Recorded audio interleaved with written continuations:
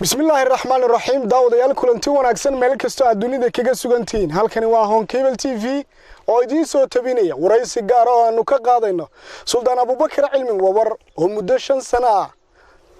Somaliland ka soo maqan sheegayna inuu guud ahaanba Somaliland ka goostay oo ayna gobolka Awdal oo doonayo dawlad madax bannaan waa sidoo hadalka u dhigay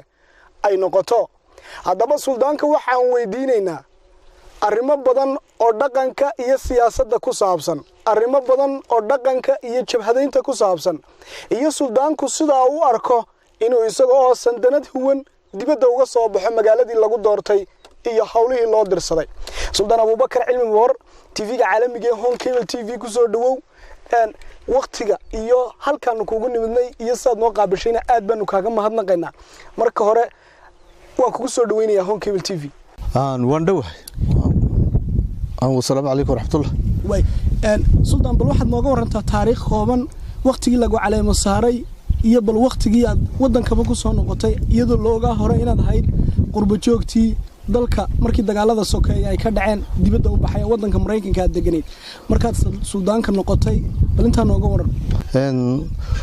مركان كسر برابو صاروخت كان كسر نقطة قربها الله يقولون ياري إن السودان نقطة. تاسو هاي سنة كي 2011 bishii July waxaan ka soo degay Hargeysa tan magaalada Boorama labadaba si fiican baa lagu soo dhaweeyay laba cisho ka bacdina waxa la igu caleema saaray magaalada la yiraahdo Quljeed iyadoo buurta dhakadeedana lagu qoray magacayga dadkii ugu faraha badnaa ee doorta suldaan isugu yimaada dad lagu qiyaasay 20 ka badan ayaa igu caleema saaray halka kana soo qayb galay xafladayda كوبي أفرتك جديدة أهل سندرة جبريل يونس دورته أيها على مساري هل كان مقالد قلجاد لي لهذا مركز حبيبة كوها على مسار في أقوم بالله اللقب السلطان الصوماليات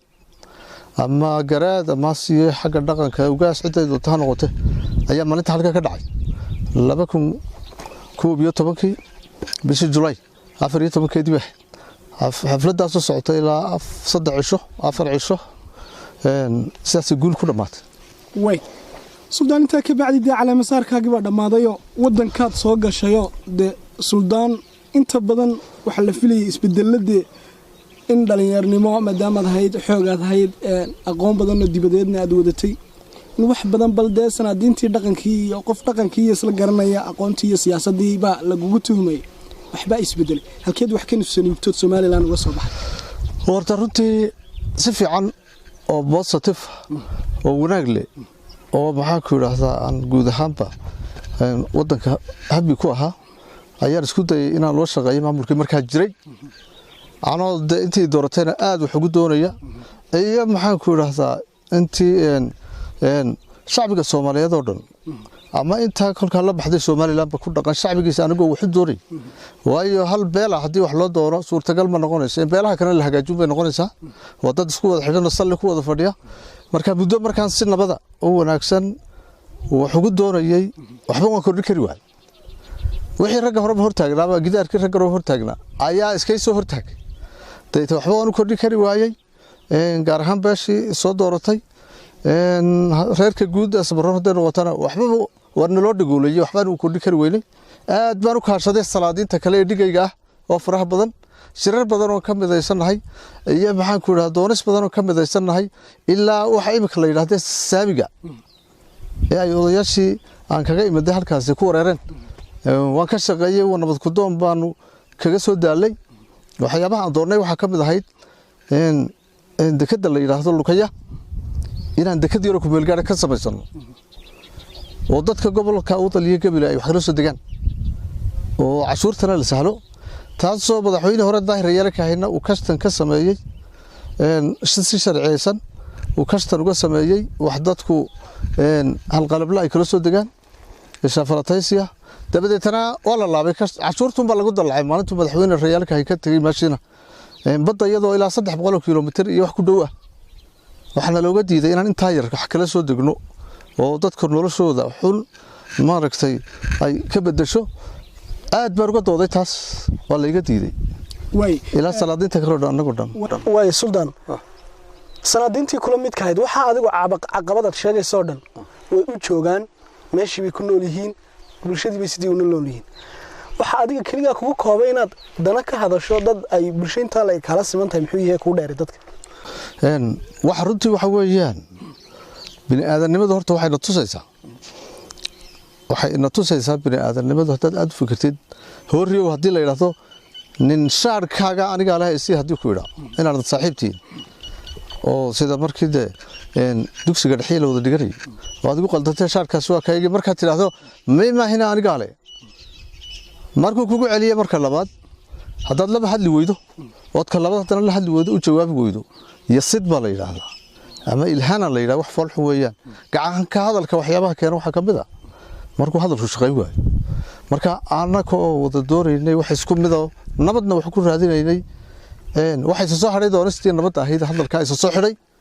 marka de waxay gaadhay heer hadalku aan u shaqaynayn ummad ka qurux badan oo ka maamul qurux badan oo dawlad goboleed kale oo badahooda xoreysata oo barigooda xoreysata oo dhaqaale ka badan abuurta sida maamulka Hargeysa salkiisu yahay aan noqon karo goortan doona ayaan horta runtii aan aaminsanahay taana kama qarqariyo qaba kama baqayo wari guulaysanaysaa ciidanka iyo rag ay ugu guulaysan saasan salaadiintiina aan maaragtay isku kala ra'yi ku noqonaba burmad ka soo baxday adigoo suldaano oo sandanada la yiraahdo sida adiguba sheegato waa sandanadii ugu caleemasaarka weyneed lagu caleemasaaray dibadda inaad soo baxdo qori qaadatay waqti ku haboon ma ahayd baad u malaynaysaa inaad dibadda soo baxdo suldaan aad iyo aad bay ugu haboonayd sida aan sheegayo anoo sida ugu fiican lay caleemasaaray dadka ugu badan caleemasaareen oo markaan iraahdo sida ugu badan ama ugu fiican waxaan leeyahay waxaan ka eegaya xagga maaliyadda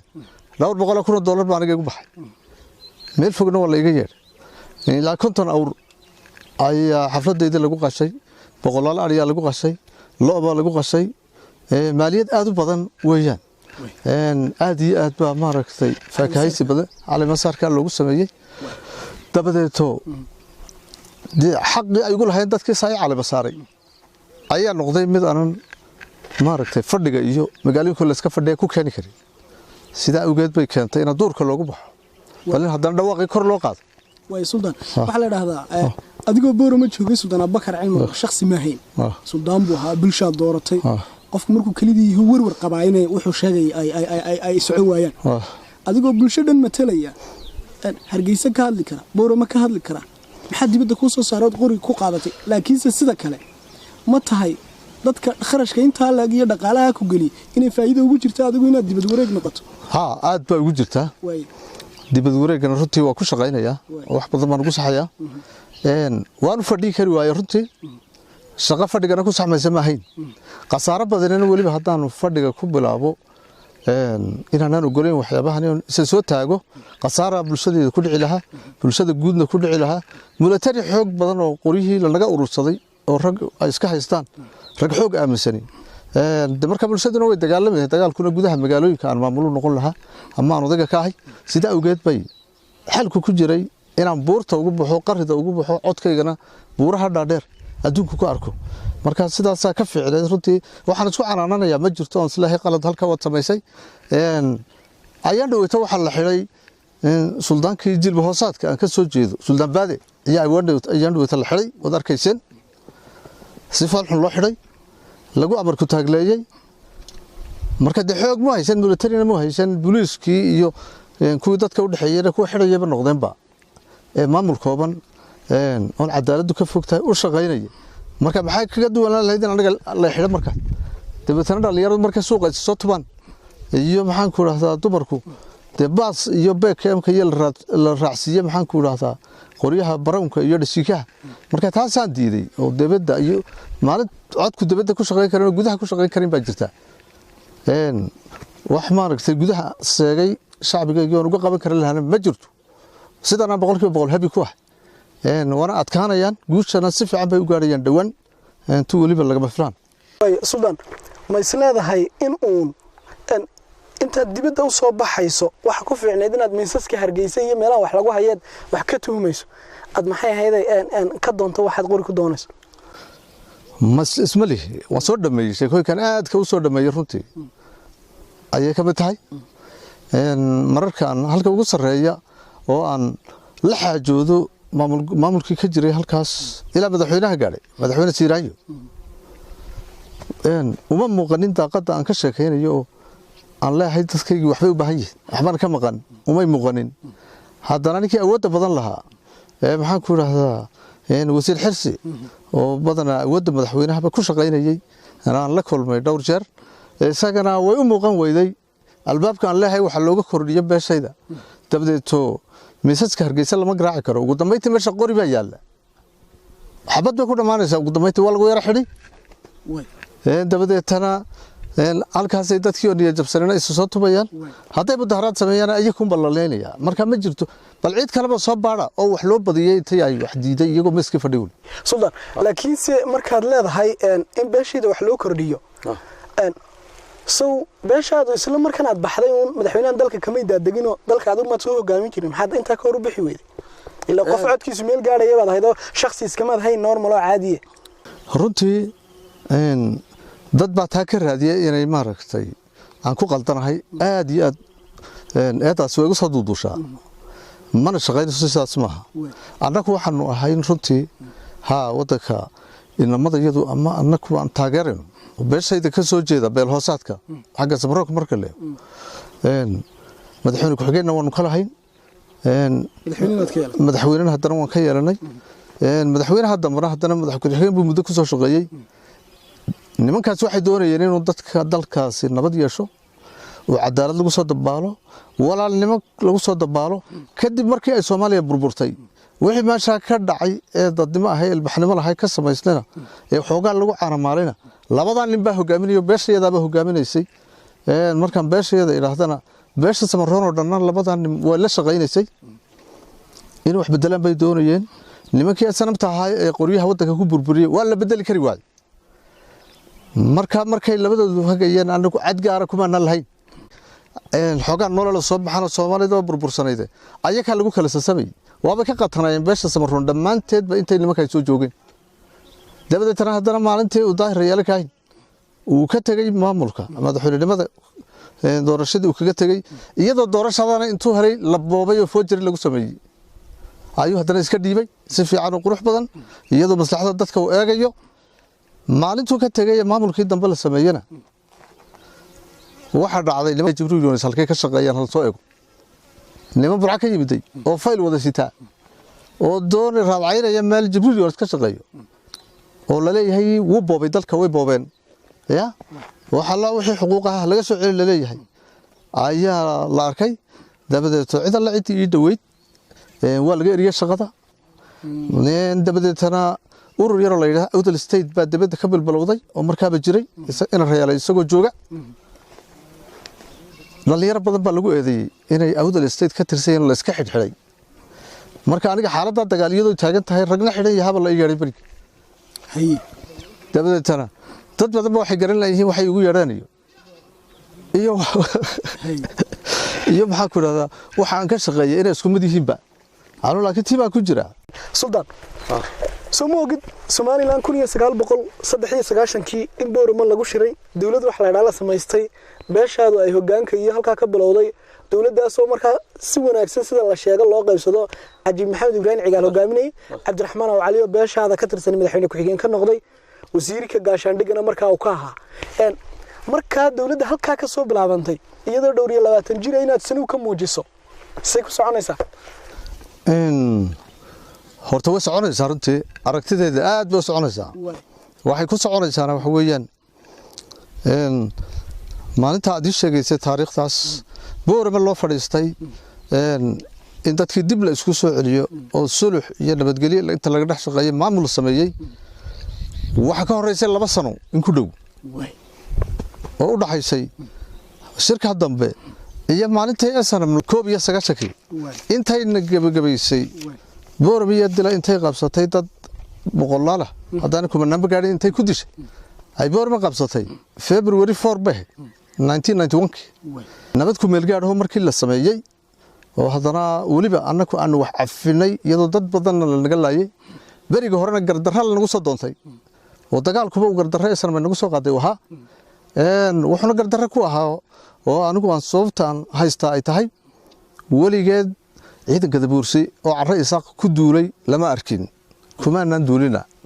wixii iska qolqolo kama dhowri karo af masuuba lagama dhowran la yidhaa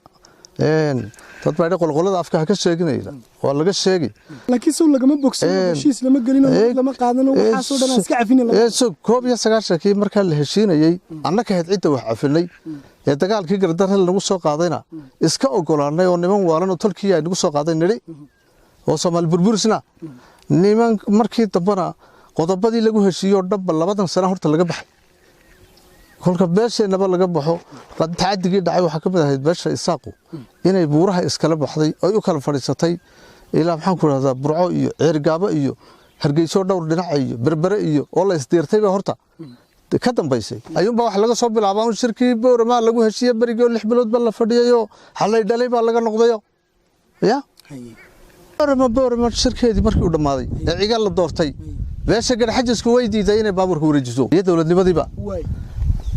magaalada Hargeysa way kala qaybsanay cigaal uu ku noqon kari waay marka hadda si maamulkii la soo doortay cusba loo wareejiyo maamulkii loogu wareejiyo madaxweyne ku xigeen Cabdiraxmaan Cali Faarax ayaa meeshii dib u xoreeyay isagoo ciidan ka haysanaya beeshayada beelaha Gadabursiya dagaalkaasina muddo socday ka lagu xoreeyay cigaalna madaxweyne laga dhigay buu ahaa waxaana dood u ahayd kolla anaga xaqariino mar jiiri maysin nimankeena sanabtaw kolla xaqa kale noo jiiri maysin dib u fadhiisto madaxweynaha dimuqraadiyadda lagu soo doortay qaatabay ahayd dagaalka rag baa anaga naga dhintay aad u fara badan oo gobolada galbeedka ka yimid xisaabta ku darsada ayar la iskama ogolaanin maamulkaas dabadeed ninkii ina cigaal aanu heelinay maxaa ku dhahdaa boorama u heelisay maxaa odayada koob iyo 20 ah iyo ninka Cabdiraxmaan Cali iyo beesha Samarumba isku geeyeen awood maalintii u dambeysay odayada fiican iyo boorama sidaan u mutaysanay buu dadka weydiiyay isaaq laakiin samida jirta waxa weey marka in dawlad lagu heshiiyay nidaamka lagu soo caanamalay la soo gaaray waqtiga adigu baxdayna waxay dadka qaaraamiseen waqtigii loogu wanaagsanaa inay tahay suldaanka meel kale in looga gacmo haadinayuna ahayn waqti maanta uu qori qaato horta runtii wax weeyaan dawladnimada waxa sameeya oo dhidibada u taaga iyo maamul nooc doon wax noqdeen horta wax xeerasha militariga qorigu support garay u taageera marka xeerasha sadii maalin walba haday 20 xeer hayeen maalin walba mid hadii laga baxay 20 ka sharci de 19 kii marka laga wada baxo eber baa la taagan yahay xididda lagu taagan yahay bajigeed bila xididda weeyaan marka meeshaas sharciyadii ugu horeeyay ama shirka boorama 2 sano ka horeysay lagu heshiinayay ama shirka ka bacdiba lagu heshiinayay lagu heshiiyay shirka boorama maalinba mid sidii looga soo baxay ayayba ebrahayn oo xididda ma lahayn maxaan ku dhamaa maamulka Hargeysa ka jiray ilaa inta inuu rayaal joogay maalinba mid baa laga baxay marka dumista un baa harsanay adduunka fadda waa la yaqaanaa in xeerasha marka laga baxo wax maamulkaas iska duwan way suldaan waa TV meeshan ka hadlaynay oo meel aad fariintaadan bulshada u dhageysanayso waliba dadka ay khusaysaa nidaamka Soomaaliland wax ka tabanayso suldaan Abubakar Cilmi Muumar waxa lagu calaamay saarqul jeed sida loo ogayahayna sandanadaha waxay yiraahdaan dadka taariikhda u soo joogay sandanadu ma aha inay dibadda u baxdo waa inay gudaha waxay ka bedelaysaa ka bedesho dibadda soo baxday dadkii aad matalaysay waxay sheegeen suldaan Abubakar Cilmi Muumar ina uu yahay nin aan cidna la tashan waxa dibadda ugu baxayna ay isaga u gaartay keligii tahay ayaad matashaa markaad leedahay dibaddan soo baxaya marka horta runtii dad baa ku dooda inay sidaas u tahay sandaradu aanay dibadda u bixin ee gudaha u joogan waxa la wax ka jira ma jiro ama ugaaskii ay wax qasbaan sabab una u joogi karin dadkiisana wax ugu qaban karin nabadda uu bixi karaa ma garanayo sharcigan meesha laga keenay meesha waa power to power weeyaan waa xoog waxa weeyaan hadii aad lagu xoog sheegta gudihi oo lagu dhageysan waay inaad baxday optionka kaliya hatay haboon weeyaan laakiin inaad kaliya baxday ma qurux badan tahay soo dadka gudahan waxaad u doonaysaa sanaadiintiisa iyo dadkiisa acyaantii inay fikirkaaga taageeraan Soomaa oo taageerad u hesho kaliya horta ma bixin way rag badan baan wastay way oo bulshada kamid ah oo fara badan dadkii doortay ma kaliya ma bixin hadii la yiraahdo inaad salaadiintaada wadatid oo aanad kala bixin kala horbixin afar salaado suldaan baan ugu waaweynahay beesha Samaroon afartii suldaan markaanu dood kasta galay aanu gar helay in la dhageysan waayay aan hadana tu kala helay aanu gar helay ay sanado badan si marayso wax ii diidi karaa ma jirto inuu u diidi karaa inuu madaxo yeelan la baxday in la kala horbaxo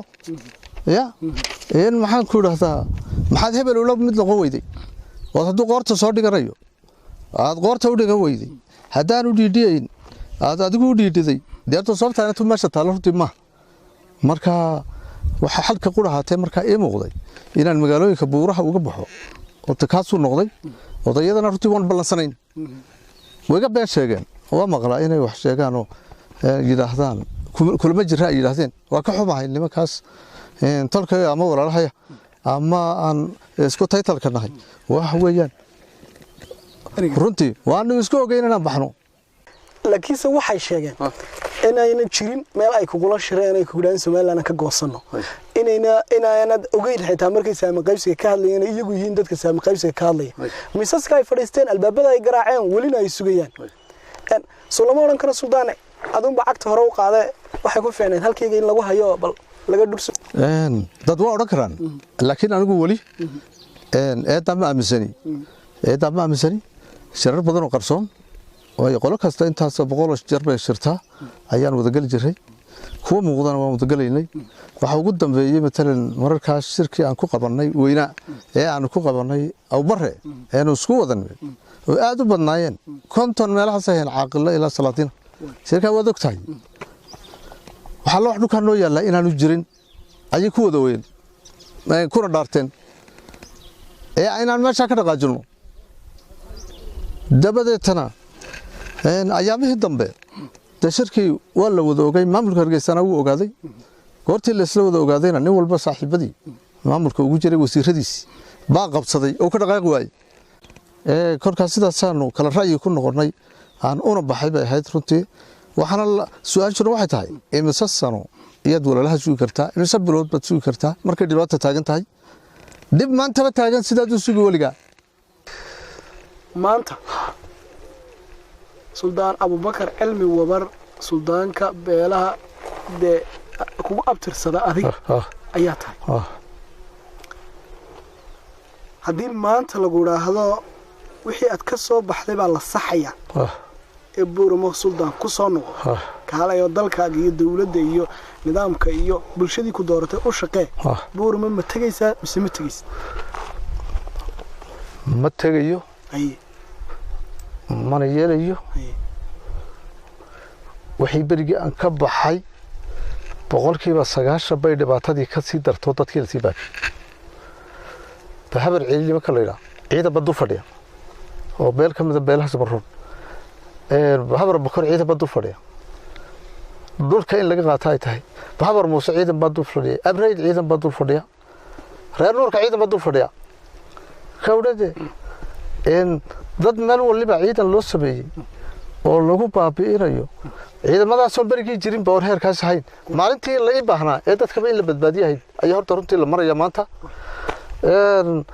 wax weeyaan intaas oo ciidan oo kala duwan intaas oo jabhadood oo kala duwan baa dhulkii maamulkaas Soomaaliland la yiraahdo dhexdeedii hadda ka jira waba kala dareerkii janadan aad ka sheekeynaysid iyo wariyuhu sidaad ii weydiinaysid nabadda fiicana uma arka anigu iyo dawladnimo fiican horta meesha ka jirta sababad garan marka waxaan tumarnaba iga suurtoobaysa anigu inaan maamulkaas intuu joogo de boorma waan tagay kolkaan xoreystan tagay dawladda intuu maamulka joogo ma tagay kur wada hadli mayno meel maamulkeeda lagu sii murmana ma sii ahaan doonto cidii laba iska yeelan ana Hargeysa ugu tagay raga iyaga iska leh Soomaalida naga dhaxaysa iyo sharciga adduunka noo yaqaan Soomaaliland inaan nahay baan naga dhaxeeya dawlad goboleedkeeda ha samaystaan nimankaasi waxa weeye sidaas taan ku soo koobaya ilaa markaa ha waqti baa dhacaya dadkii yar yar jaabada ka soo baxay waa weynaanaya badaha isku guraya shaqo la'aantu aan Hargeysa waxa looga ogol yahay inay jirin boorama laga qaatay intii meelooda wax soo saarka lahayd sayl lagu cashuuraya madaxooda la cashuuraya $130 baa laga qaadanaya qofkii dadka Jabuuti ka soo baxa haddana ku noqonayaan ama $130 10 qof hadduu yahay waa 700 de marka dhibaatooyinka soo taagan hebel uma sugaya suldaan ila goofiyada inta isku raayi noqonin kaafiye kala dheereen runtii waxa keentay baan malaynaya anigu de qurbahan ka imiday wax badan inaan maaragtay kaga duwanaa baa laga yaabaa qaab nololeedkayga hore laakiin niman iska qaayibay oo sidan kol laba bedeli karin ayaan u arkay kolka saaxiibadii ama tusaale kale tusoo way ka tabay manay bari okay ya xumaan uma haynin kama warwariyo oo aad ka degdegtay adigu bajaabkaaga wax kala soo baxay maalin walbana de koto dhalinyar ay imanayso no shaqo geelay oo dhalinyartii doortay ka baadi dhalinyartii oo salaadiintu waxay guri jireen laba inay gacmaha qaban jireen badana oo hargeysa geyn jireen noo qoro shaqo u jireen walla bariyo tami jireen aniga waxaan diiday kuwan adeerka ahaa ilmo soo galay oo ka diiday ceeb bay ila noqotay 10,000 oo jilibadii doortay oo dhalinyaro oo halkaas soo taagan inaan laba u guro oo la baryato inaan wax wada doonay noqotay baldhakeedoona ha u dhacday waxana la yiraahdaa hadii arin la kari waayo balaaya lagu saxaaba la yiraahdaa balaayad ku saxaysan balaaya lagu saxay way suldaan ka bixitaankaaga ama jabhadu wuxuu ku soo beegmay waqtigii dawladii madaxweyne Siiraanyo ee Soomaaliland ka talinaysay dawladdaasi aad bay ku daba gashay inaad dalka ku soo noqoto inay waan kula gasho inayna hayn suldaan Abubakar Cilmi war inuu dibadda uga baxo wasiiro madaxweyne iyo xildhibaanada dhamaan boormaan la isku yimid bulshada lala hadlay tabashooyinkii iyo wixii waan saxaynaa baa leeydi maxaad ku diiday baldiye dawladda waxay idin dhex maray bal bulshada uga war runtii waa ka duwanahay sida ay uma dhicin aad ergooyin badan la isugu madayn si aniga la isoo celiyo waxa la oran jiray dhaqanka Soomaalida ciidii saluuganta waa loo sadburiya saluuga kaygii fogaska lama saarin oo aad iyo aad u badnaa anoo xitaa waxa laga yaabaa inaan iska ogolaan lahaa markii ugu horeysay hadii wuxuun maaragtay la naga tala qaado naga aqbala cabashada laakiin waxa lagu degdegay 3,000 oo military markiiba la daba ka dhigay adiga arur yar baday waa yar daayiraydan xogaa markaa ay ku way wixii guutooyin joogay la saanad oo dagaalaba aan ka jireen ayaa intii burca joogtay iyo intii barbar joogtayba intii hargeysa joogtay iyo intii awdal joogtay halkaas la soo tubay ilaa la ilaa magaalada quljeedka ilaa magaalada Buurum hareerheed 3,000 oo nin kama yareen way waxay yiraahdeen nimanka maamulku markaa nimanka Jibriil Yoonis la yiraahdo haddaydan 24 saac suldaankii ku soo qabanin oo noogu soo dhiibin andille annaka soo garba duubanayna meelaha dibadaha shirar badan oo ay ka sameeyeen ilaa London iyo Bay Buurbay ka jirtay hargeysa ka jirtay waa loo caga juglayba baashiya aan ka soo baxay lafdhabarto ahayd maamulka la sheegay abuurtay xaq badan ku lahayd waxa la yiri 24 saac haddaydan ku soo qaban oo noogu soo qaban ya si aanu dabadeeto waxaanu doon ugu sameeyo annaka soo garba duubanay marka week dhanba arrinka noocaas jiray waanti kala ka waran taas waa dhacdadii ugu horeysay carcartii waanti kala la galay ka waran waanti kale markii laga yimiday dagaalka iyo meeshii adiguna ka soo fogaatay iyo waxyaabihii kala xidhiidhay idin dhex maray nooga war waxa jira ciidi waa ka bariyo wax la yiraahdaa jira way hadii military halka la soo dhiga lagu hanjabay oo dadkaagiina la leeyahay 24 saac ama ku keena ama anaga ku soo qabsanayno oo de lagu kari waayo wiilka bacdi bil ka bacdi de waanta kale kuma cuntamayso wacyi waa ka bariyo weeyaan marka waxaad wax ka soo leeyahay dhigay waxaan arkay ci waayo ka bari wax ka soo waanada markii dambe yimid de waxa shaqeyneen waxtan lagu gaadayo isaaminkiiba mar walba lumay laakiin halkii waxay ahayd bil iyo in ka badanba waanta inay wadaan maadaama aan ahayn beel u roonayd maamulkaas meesha ka samaystay runtii yarna waxaan weynay in la noo hayo wax qalbiga iyo wanaaga ama si wax abaalaba oo meesha kulana dad waxa ku yiraahdaa second citizen lagu sheegay ayaan u ekaanay oo shacbigaan matalay u ekaaday sidii daayirayaal ka hayn loo oran jiray meesha annaga laho waad noo shaqeynaysaa maalintan doonana dhingid baanu kaaga soo saareen wasiir maxamed kaahin ayaa afkiisa ka oran jiray inta badan markaas inaanu wadani banahay oo meesha wax ku leenahay horta meesha laga saaro su'aal bagas ilaa iyo aan xaqiijinayo inaan dhulka leenahayna saas taan u diiday baa waliba kana wax xaqiijinaya meel fiican way maraysaa way sultan waanu imanayna tan dadka aad badbaadinayso weerarad boorama ku qaadood ka geysatay weerarada aad ku qaaday inta badan dadka reer boorama waxay yiraahdaan suldaanku ma meelo kale dawladdu ku sugan tahay buu waayay muxuu magaalada ay gadhisantay ee dhaqaalii ka hormaratay ee caafimaadkii iyo waxbarashadii ka socdaan ee Soomaaliya oo dhan iskugu timiday ee Soomaaliya oo dhan martigelisay amniga iyo nabadgelyada lagu soo doonanayo muxuu dagaalkii qaska uga keenaya hadduu cid la dagaalamayo dadka ula dagaalamaya deegaanada deegaanada muxuu deegaanada u weerar waayay dadka arrinka qaba maxaad ku jawaabaysaa jawaab aad u qurux badan ma taawaya oo waliba soo waayay aragtay oo soo waayay tirsatay baan u hayay ما بربرينا هرتا نمبر 1 أنا كنت قاعد بورو وين بربري أنا قوي ما جعلي لكن إلى ظفر بدن بجيبت ها ما جعليو تقال بدن بورو ما كنا قاعدين نقولي أنت أنا دورك كجر معلومة يراك خوبن وي واحد بينهم بجرتو معلومة يراك خوبنا وحكب بدن بان سمين كريني يبربر ما سمين كريني أنا كأوتورينا هرتا مقالد sababta keentay maalintan u dambeysay in boorman la galana waxay dadkan uu seexday haade bal in la toosiyo oo sare ka caano indhaha kor u qaadaan oo dubaabka wax dubaab la yiraahdo dadka jaadka cuno dadka jaadka qayla maxaan ku raahdaa qarw ay ku helaan ku dhibaba jira markaas dadkan dubaab ba hayste bal dubaabka alaga sanqeeyaan horta lahayn waan arkaysa maalin qura way wadayaan tooseen imikana wali waan ag joognaa waa dhawrayna haadana marka in taageero laga helo si ay xoroobaan isku xoreeyaan waa number 1 saqadhu way ku soconi anako burburinay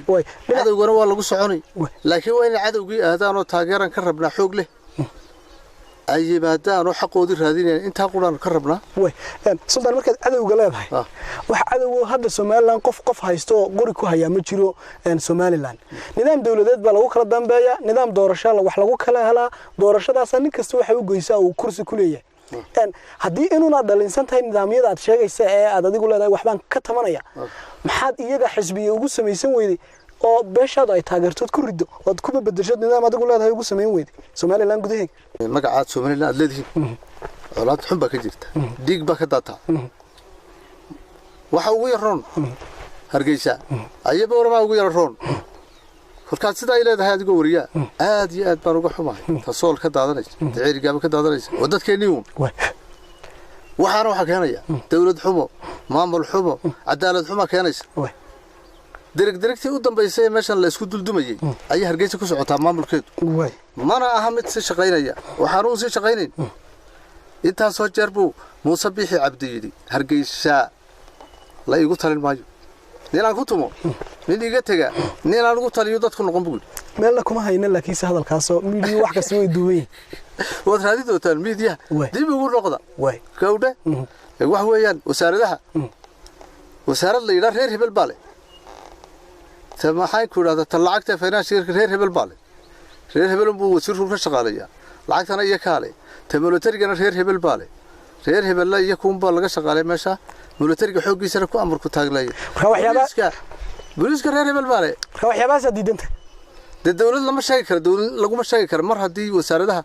hebel la leeyihiin aanade wasaaradba ma hayso ragaygi macna leh iyo si iyaba loo kala bixiyay dhawaan wasiirka ganacsiga kula deegaan oo Soomaaliland beeshaad ka soo jeeday ku matala siyaasadeeda wuxuu sheegay inaad cid ku matashiyo cid ku dirsatay oo aanad ahayn inaad cid xoreyso cid aad xoreynaysan la garanayn hadalka wasiirka soo yeeray sadarka horta waa horan ka jawaabay arrin ku saabsanaa madaxweynaha Saylici oo adduunka maray oo eedeynay ayay dacadi wadiishay tii u horta ay laba tahay ninkan adeer baan wahay oo xigtana wanahay haday isaga tahay haday maxaa maayar ka tahay oo isagana adeer wahay haday tahay odayadaas dhaqanka oo maaragtay intay ergooyin iyo hay'an wada hadallo hadana ku fashilmayo goortii waxba laga dhageysay ana halkayga eedanayay intaasiba de waxa ka tirsan yihiin maamulka Muuse Bixi ururka Muuse Bixi ee sida foosha xun loo shaqeynayo wala qasbayayo sida yeelba la leeyahay inankayga u garbadu waa la leeyahay inanta u garbadu Mr. Sergeant Hassan Saad waxa weeyaan aad baan u garanaya isumana xumin laakiin maamulkaabuu ka turjumayaa waxaan aad iyo aad uga xumahay inuu isagoo shaqaale fiican ahaa oo khaliijka aad uga soo shaqeeyay lacag badanna haysta inuu ku fashilmo meel aan waxbaba oolin oo maxaan ku idhahdaa kii kala dareerinaya haddana inuu ushii isticmaalayo kala dareerka ushii kala dareerinta loo isticmaalo ayaan aad iyo aad runtii uga xumahay hay soo raacaan anaa tuka fiican u haya hadda suldaane boorama dadku waxaan way horumartay adiga ma ku muuqataa inay boorama horumartay horta horumarka la sheego anigu uma aqaana inuu yahay daara la dhiso markay ummadi ka dhisan tahay xagga socialka ka dhisan tahay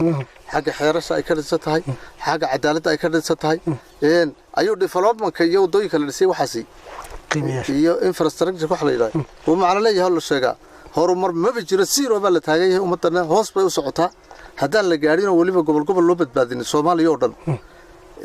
waxa weeyaan khatar xoog leh iyo lagu jirta dawladda Muqdisho ka talisa ayaa imika Soomaaliya doondoona haddaan garabka la qabana history bay gabigeedu ba noqonaysaa ay ku kala badbaadi kartaa qolo kale tana inay meesheeda hadduu kuwa saas oo ogol yahay loo sharciyo nabadeeda ilaashato oo xoolaheeda yar iyo dhaqaalaheeda iyadoo hagaajisato oo badaheeda ilaashato adduunkana rabshada iyo ay ka dayso burcad badeeda iyo taas horta ayay Soomaalidu doonaysaa gabigeeda laakiin reer si haysta oo kilkilada ku haysta oo jiqlaystay waxna baabi'iyeen inay si baabi'inayaan horumarka marka la boorama horumarka ma jiro inta jaamacadaha dhigata iyo inta soo degtay ee guriga ka dhisatay in boorama u dhalan laakiin si amniga iyo nabadgelyada soo dhaweynta dadka jeclaatay horumar ma noqon karo ma noqon karto waxay noqon kartaa ummad ka soo duntay boqolkiiba 90 nolosheedii intay ka soo duntay oo zero ku soo noqotay dan yaroo heshay xoogaa bilooyo dib loo soo kabay oo ay xoogaa dan ay tahay jaamacadaha ka jira magaalada Boorama iyo sida yaree nabadda foolxuna lagu tagay dadkana inta badan ay gaajo iyo xanuun ku badan yihiin meesha ugu dhimasho badan ay tahay awdal iyo Boorama marka horumar aan meel ka sheegi karo horta gabigeedaba ma jiro dad waxaan ku dhahdaa goroyaculla cashuur laga qaadayo aan cadaalad lahayn oo kolku Boorama ka baxay oo barre tagana cashuur laga qaadayo galabta hadduu soo noqdo cashuur laga qaadayo lewga hadduu ka tallaabo dhinacana cashuur laga qaadayo madaxooda hadda kolku soo noqdana cashuur laga qaadayo heerade sidoo u nool yahayba ayaaba maxaan ku dhahdaa way si kale adigu xal aan qori hayn hadda tahay suldaan oo haddana duurkaad joogto xal aan qori hayn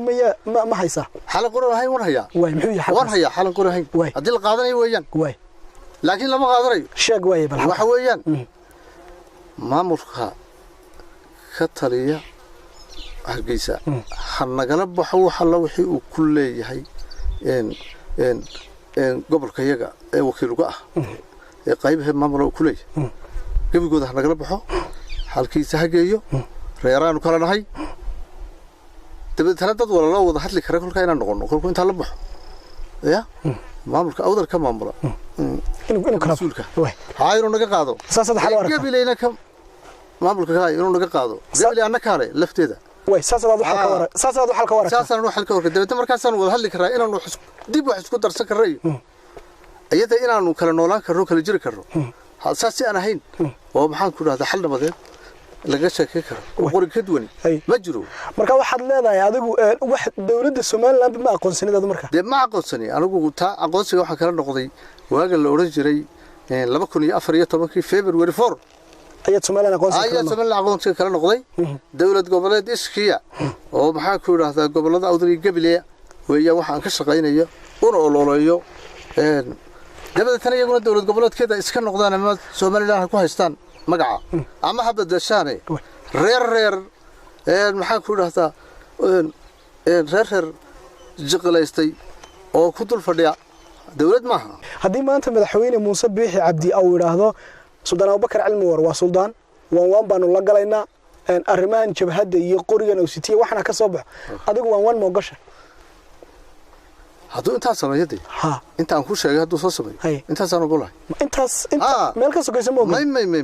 waxaad imika sheegtay beeshayda waxba looma ogolo wax ogolaasho ma inuu hal la kordhiyo xilalka iyo wax wada lahaanshaha hal la qaybsado hadalkaagii hore muna noqonay taas imika ma taasi dambiyada soo dhacay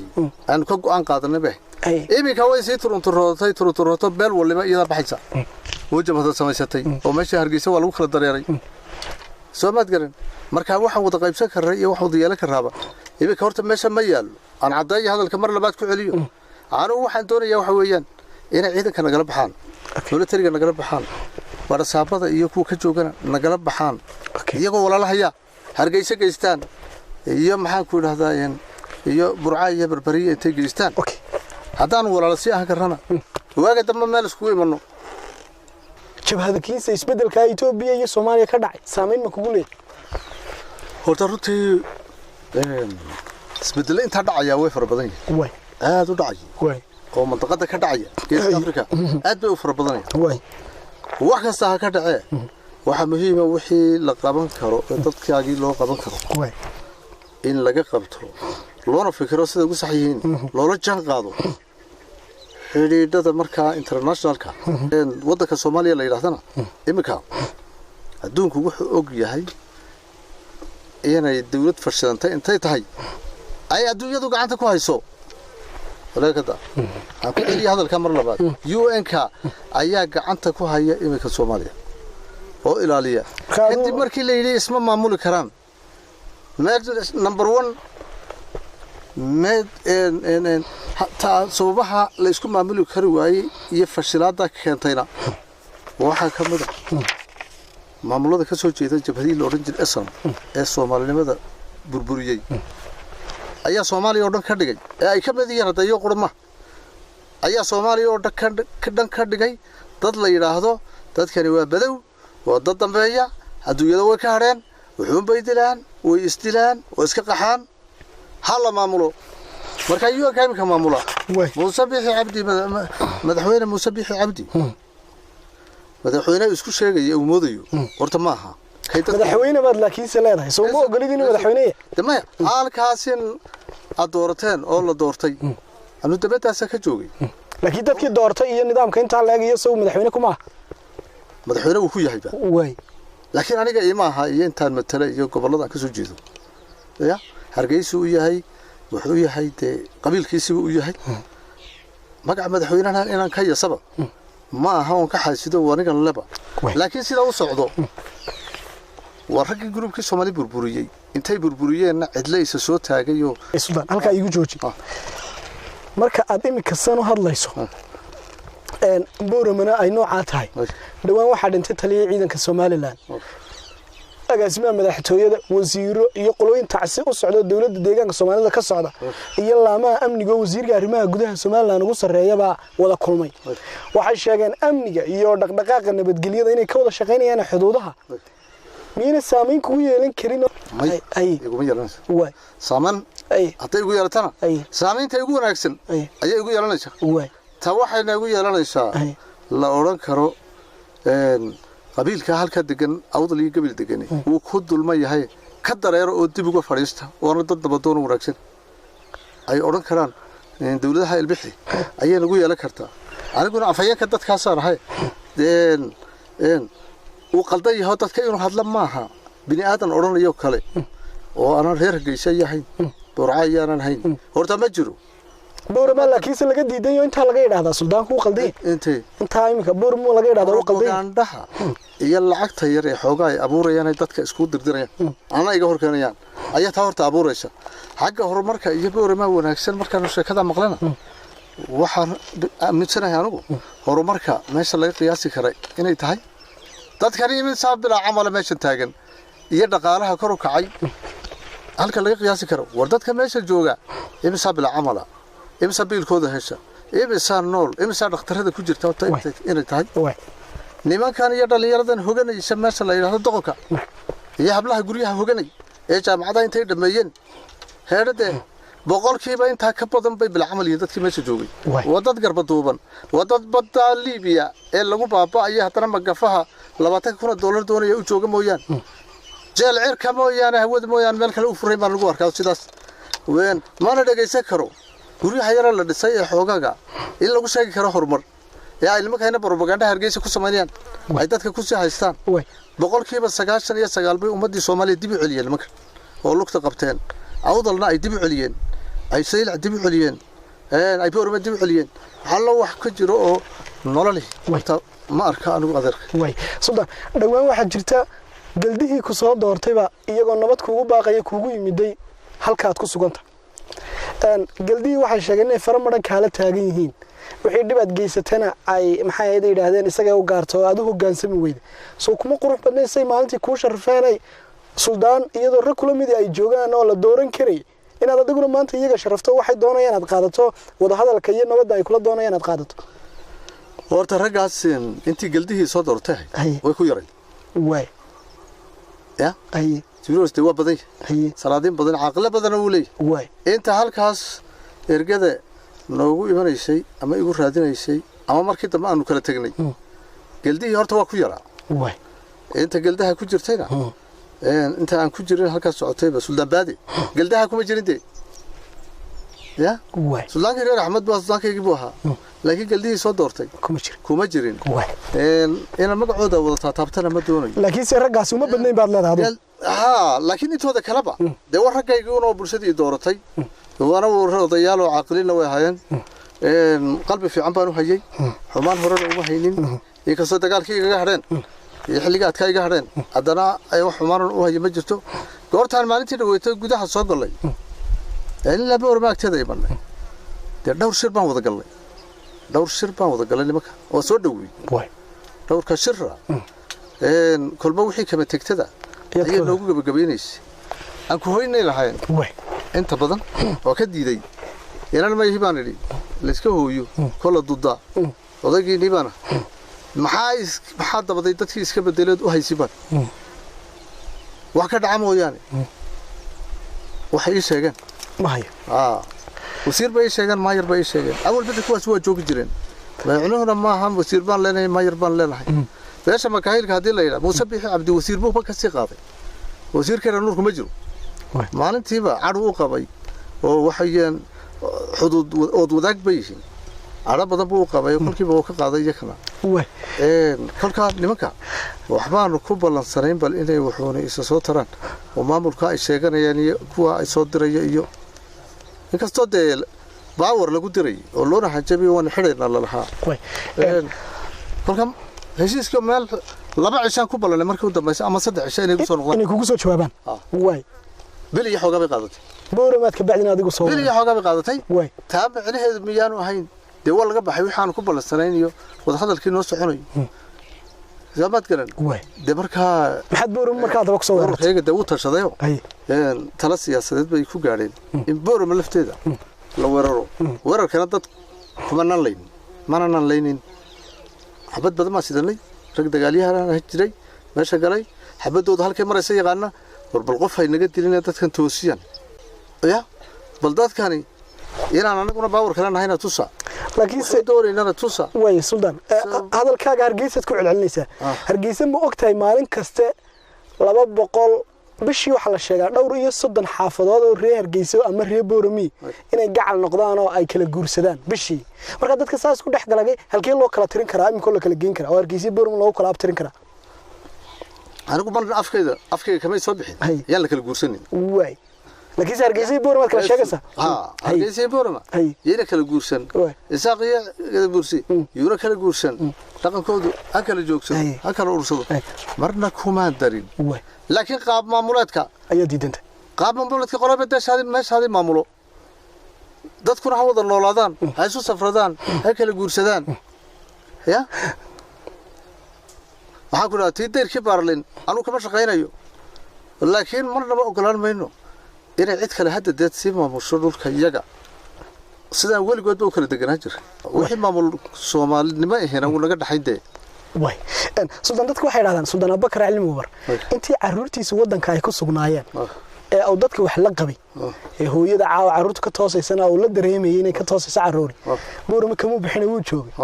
maalintuu ku hubsaday caruurtiisa iyo xaaskii Yurubna boorama weerar ku soo qaaday dadka caruuru wax ugu baranayaan boormaad u weeraraysaa adigu arinka aad ugu odayin weydood hadda caruurtaadii dibadda soo dhigatay boormaad iska joog weyd oo dadka aad ugu shaqeyn weydaa Suudaan ka tag horta runtii waxa weeyaan sida loo fikriyo ma way sida loo fikriyo ma Yurub taariikh Amerika mar hore tagay process baa caruurteeda u socday muddo dheer waliba inay joogaan waan jecelahay oo ay iska joogaan boo nin wadan iyo dhulka jecel baana caruurta igu qasabtay dib inay tagaan kala baxsan dagaaliyo kuwa horta xagga fiican ha tagaan ya ku nabad galaa kuwa kale ku burburi marna qorshaha iguma jirin waxa weeyaan processka noocaas horta caruurtu ay isaga tagtay ya caruur shaqan ku haysta halka shaqooyin badan dad badan oo masruufanay caruurteedana halka waxbaan u tari lahaa oo waan iskareeyay wax badan bay igu waayeen inta aabanimo laakiin waxa ikhalifay aan buurta u galeen uga soo haray kuwa halka aan ka taganayn jaanis badda aan hayni una u banaanayn sida nolol ugu raadin lahaa oo ay xoroob lahaayeen inay gubtaana ma inay ciidiga dhibaatana ma jecel ilaa haddana waladii sheegay arrimuhu waxa la yiraahdaa arrin taladu arrin iyo ayan labadaba ka dhaxaysaaba la yiraahdaa ciidiga dhibaatay ma jirto ciidiga barakacday ma jirto ciidiga qaxday ma jirto dhulka maaragtay dadka aan u hadla degan yahay isagoo sidiisa u barwaaqashan oo sidiisa iska hor dhisanaya ayuu insha Allah ay guusina gaarayaan ka dambaysteen maamul goboleedkooda marka eeda marna ma ogolaanayo runtii eedaha soo dhan badana ma ogolaanayo dadkaas waxbaan u raadinayaa waxaana weeyaan ninka garaad lehnada uu garanaya ilaa intee leeg buu sii socon doona dhaqdhaqaaqaaga aad ugu tala gashay inaad wax ku bedesho ama aad sheegto aad u nidaamka insha Allah taala gabagabo ku dhow yahay hadda inuu guuleystaba ya inuu si degdeg u guuleysto oo dhamaystirmo oo gudaha noo soo galno dhulkayga aan loo wareegno sanada ma qaadansho okay haddaan bilaahba ka daay way si kale ku weydiinaya Suudaan Abubakar Cilmi Warow hadii maanta dawladda madaxweyne Muuse Biixi Cabdi adiga ay ku soo bandhigtay heshiis waxaad ka cabanayso dhan inay saxayso ma ka soo hooyanaysaa boor ma ku soo noqonaysaa adiga Suudaankii horta waxa weeyaan dawladda ama maamulka Muuse Biixi Cabdi ma aaminsana anigu inuu joogo heer la aaminayo una waxna bedeli karo dadna uu isu keeni karo heer inuu joogo oo ma malaynayo horta waxa weeyaan xagga reerka marka laga eego reerkiisiba kala dareeraya carra meel fadhiya meel jafada kala fadhiya oo qabiil isku haysta wixii uu ka hadli jiray ninkii la oran jiray Cabdullaahi Suldaan Timcadle 60kii uu ka gabyay oo dhibaatada uu ka calaacali jiray ee qabyaaladeedba ay ahayd salkeedu Hargeysa iyo Burco ayaa meeshii ka qarxay 30 sano ka bacdi ama 40 sano ka bacdi shoobad garan marka inay Hargeysaba lafteedu oo Muuse Biixi Cabdi kala dareeriyo ayuu qarka u saaray marka anigu nin Muuse Biixi kar sugaya inuu wax bedelo iyo in anigu iisad kordhiyay horta ma yihi isagii baan hayninba horta caariyo maaragtay beelihiisa waliba anaga cid nagama dhibato xilmi badan baan leenahay aanu dhiiga ku oolino aan dagaalkana ku guuleysano dantayda aanu ku gaadhno aad baa dhulka hawdka loogu dhintaa ilaa Burco ilaa Ceerigaabo dad Soomaaliyeed wala la haya way dadka hal badbaadiyo Muuse haduu bal wuxuu tari karay heerade talo farihiisa way ka haday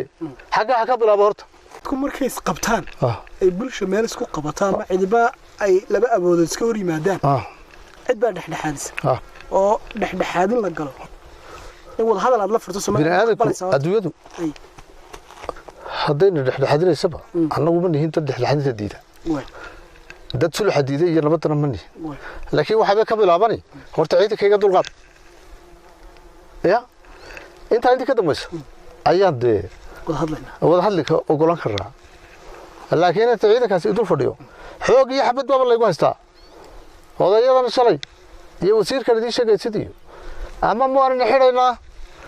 ama aan odaadina adeerkiina keena waan dilaynaa ama noo keena aan dilo ama jaalka gala ayay hataa tii ay kaga hadlayeen idaacadu anigu hal shakhsi baan ka ahay dadka dhulka degan cadaalad darrada meel walba ka arkaysiin koono walba ka arkaysiin haddaan hadalka bismillah la oran inoo la isin dhatiray marka saasan taana oran lah madaxweyne Muuse Biixi Cabdi fariinta aad u diraysan maanta madaxweynaha Soomaaliland maamula dadka dhibaatada aad ka sheeganaysana aad isaga leedahay waaba dadka nidaamkan aan u diidanahay fariinta aad diraysan maxay fariinta aan u diraya waxa weeyaan horta anigu ma ogoli maamulkaagu inuu ka sii shaqeeyo dhulka qoladayada Muuse Biixi Cabdi annagana sida naga yar ciidamada naga qaado maamulkana naga qaado xoog baad nagu haysatiin xoog meesha ka saar kolka taa xagga iyaga samayso xagga inta kale Soomaaliyeedna ama baad isku haybta tihiin ama bariga deganna iyagana ciidamada ka qaad iska daa diiga jooji walaalnimo ka shaqee intaasaan u diri lahaa bulshada gobolka Awdal degan iyo dadka ku doortayna maxaad leedahay dadkaan waxa leeyahay geegada sare arrimuhu galeen geegada sare halka maaragtay dhibaatooyinkii oo dhan iyo wax kasta ay iskugu yimaadeen meel adag ayuu arku maraya halgan baan ku jiraa annagu aan oday ka ahay kaliya ma ahay in baan nahay inta xorriyadda inay xoreyso u badheeray baan nahay in aad loo jecel yahay baan waad ku mahadsantiin oo in mahadnaqaya cod baad la garab taagantihiin laakiin si buuxda noola gal halganka dabadeetana waxayna anagu yeelano dhulkeena u tashano danteena u tashano bad iyo bariba inaku aanu tashano wixii xuquuq la isku leeyahay gobolada Soomaaliyeed qabiilooyinka Soomaaliyeed ugu leeyihiin aan cadayno xaqeena inaan binaadka walaalo kula ahaan baan leeyahay xaqeena markaan soo raaca boqolkiiba boqolna insha Allah guushuna waa dhowdahay guushana inta ka horeysana cidii soo gasha ee wadanka dhagax u tuurta ee xoreysina duca ka badan bay helaysaa baan leeyahay daawadayaal aad iyo aad ayuu mahadsan yahay kaasi waxa ahaa Suldaan Abubakar Cilmi Wabar oo aanu ugu nimidnay deegaanka uu ku sugan yahay ama dhulka uu joogo ee uu ka wado dhaqdhaqaaqa isagu waa sida uu sheegay oo ku xoreynayo gobolada galbeedka Soomaaliland loo yaqaan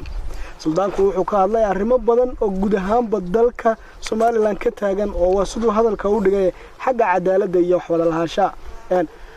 barnaamijkan halka aad ka daawanaysaan waa TV-ga caalamiga Home Cable TV waa soo tabintii iyo soo diyaarintii guud ahaanba Home Cable TV oo isku duuban maamulkeega iyo shaqaale weyneyga waa tabintii iyo qaadidii anigoo Horiya Axmed Horiya magaalada Boorama dhamaantay anagoo isku duuban iyo Suldaan Abubakar Cilmi Wabar tiimka kale saaxiibada ee facilitateska ilaha ee hawshan ila soo qabanqaabiyay ee waraysigan inuu dhaco noo suurto galiyayna dhamaantoodba waan u mahadnaqayaa Suldaan aad iyo aad u mahadsantahay aad baad mahadsantahay wariye hor insha Allah dhamaantiin wassalaamu calaykum wa rahmatullahi wa barakatuh bahda Home Cable wa salaamay idinka adeega cusub ee shirkadda Dahabshiil iyo Dahab haddaba macmil adeegan cusub ee casriga ah waxa uu ku sahlayaa in adigoo jooga gurigaaga ama goobtaada shaqo aad lacag ugu xawishid asxaabtaada iyo ehelkaaga jooga daafaha dunida